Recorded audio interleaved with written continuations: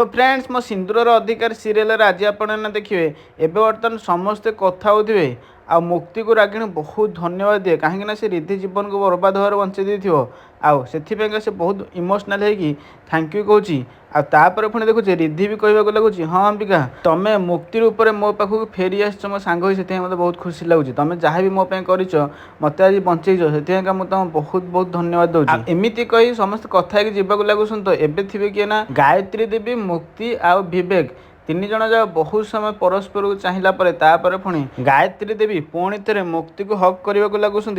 विवेक को कहवा लगुच विवेक धन्यवाद तुम्हें मो झील को आज विपद बंचेदेल आमती कहवा लगुच एकता शुणिला पुणी विवेक कहवाक लगे जे पीसी माँ मत लगुच तुम लंडन रे फेरिया टे बेसी फॉर्मालिटी मेंटेन कर अरे तुम्हें अंबिकार मम हेले कौन है मो बा अंबिकार भाई ताले गोटे भौणी को केमी मो विपद छाड़ी दी था